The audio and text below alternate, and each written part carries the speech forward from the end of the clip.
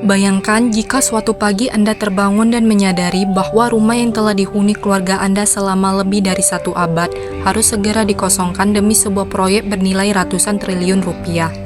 Inilah titik awal ketegangan di Pulau Rempang, sebuah wilayah di Kota Batam, Kepulauan Riau, yang kini menjadi panggung benturan keras antara ambisi besar ekonomi nasional dengan pertahanan terakhir masyarakat adat Melayu tua. Konflik ini bermuara pada satu pertanyaan besar. Manakah yang harus didahulukan, investasi global atau warisan identitas rakyat?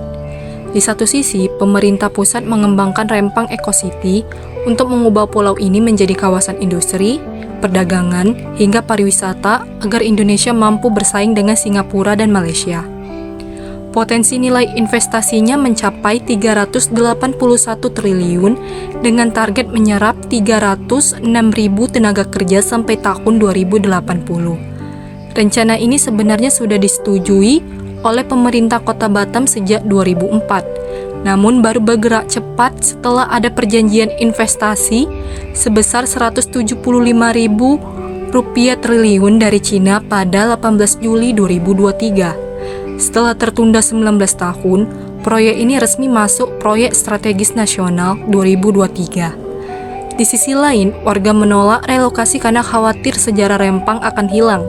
Kawasan ini telah dihuni oleh masyarakat adat dari 16 suku Melayu tua sejak 1834. Masalahnya bermula dari dua klaim yang saling bertabrakan. Pemerintah berpijak pada izin pengelolaan lahan secara administratif, sementara warga berhak bertahan pada sejarah dan hak ulayat yang sudah ada jauh sebelum institusi negara ini terbentuk. Meskipun dijanjikan kompensasi, warga tetap menolak karena proses sosialisasi dianggap mendadak, bersifat satu arah dan tidak transparan. Komunikasi yang terasa seperti paksaan akhirnya mengubah dialog menjadi kemarahan publik. Puncaknya terjadi pada 7 September 2023, sebuah hari kelam yang diwarnai asap gas air mata dan tangis anak-anak sekolah yang terjebak di tengah bentrokan. Dampaknya bukan sekadar luka fisik, melainkan trauma yang mendalam dan kerugian ekonomi bagi para nelayan yang kini merasa asing di tanah kelahirannya sendiri. 4 hari kemudian, pada 11 September 2023, demo warga di kantor BP Batam kembali berujung ricuh. Namun, di tengah kebuntuan ini, muncul harapan melalui peran pihak ketiga.